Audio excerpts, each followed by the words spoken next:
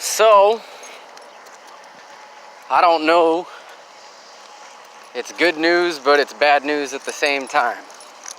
So, I just got confirmation from a detective that was able to do a check for me. I mean, unless this is somebody faking it, but, you know, since they're several states away, one would hope not, and I spoke to 2 different people about it. It took a couple days. I am not on any databases. I am not on any watch lists. So that means that whatever has been going on very strongly for the last 5 years, I mean, very obvious attempts to run me off the road when I was a truck driver. People breaking into the cab and cutting the wires, things like that. That was going on in late 15, early 16. But even when I went home and stopped driving in spring of 2016, it just, you know, it starts up all over again with a new group of people. So whatever's going on is not federal law enforcement. It's not state law enforcement. It's not county law enforcement. And it's not local law enforcement. Okay? So what that means now, that doesn't mean that the people that are involved aren't, you know, prior military or prior law enforcement or prior government law enforcement. But what that means is that there is a private sector or a civilian force, like an ex-agent, ex-FBI, ex-CIA, ex-NSA, you know, ex-military intelligence, private investigator, if I haven't listed that already, or an organized crime syndicate, or a gang to the layman, that's been on my tail. So it's good news and it's bad news. The good news is that you can check one of the groups off the list. The bad news is you're kind of starting the search all over again, and they just keep passing it on to other people in other cities and other states. Like I said last night on the video I made, within 24 hours they were messing with me. I mean, as soon as you swipe your credit card, it's a wrap. Or as soon as you stop somewhere for anywhere from 6 to 24 hours, depending on where you're at and what you're doing, they're going to start in on you. You know, we've stopped at truck stops in the middle of New Mexico and parked way away from everybody, and here they come with their dog standing right by your vehicle in your view. You know, we're standing in the shade under a tree, and they'll get right next to your vehicle and make sure you see it. You know the deal. So that's that. So we're not on any federal watch list whatsoever. So that is, like I said, good news, but it's also bad news, because that means we're on a civilian's watch list or an organized crime syndicate watch list, which, as I've been documenting, is just as bad, if not worse, because they're even more outside the law.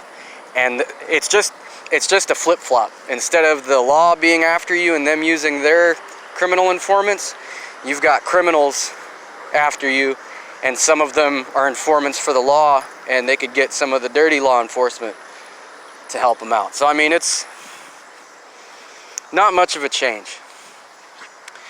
And somehow they still manage to spread the same defamation campaign, the same nonsense, and get neighborhood watch groups and all this to harass you out of your residence. So this is the second one that we've been harassed out of. Today might be our last day. We're waiting on word from that.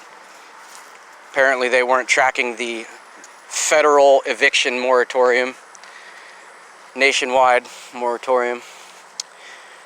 So we're waiting on word from that. We do fall into several of the categories. I think there's about 6 or 7. We fall into 3 of them. But so that's what's going on.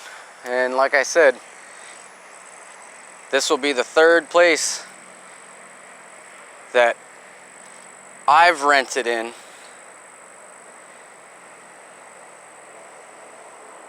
the 3rd state, and we're 2,000 miles away from the first 2 states, and it just, like I said, started right up again 24 hours later. So whoever the organized crime group is, organized crime syndicate is, they are tracking. They can track, obviously, the cell phone, obviously credit card transactions. Anytime you log into an email, someone's definitely got email information, so that's some identity theft happening there, some phone phishing, some email hacking. And they can track, if your dog's chipped, they can track your dog. So that's where we're at right now. And it's like I said, it's kind of a relief, because you can take someone off the list, you can take one group off the list, in a manner of speaking, but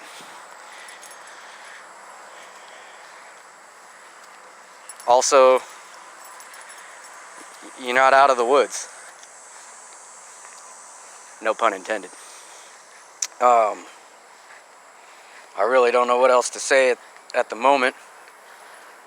We're still without our vehicle, and if we do get removed from this apartment, from this residence, I've already got some help from the VA as far as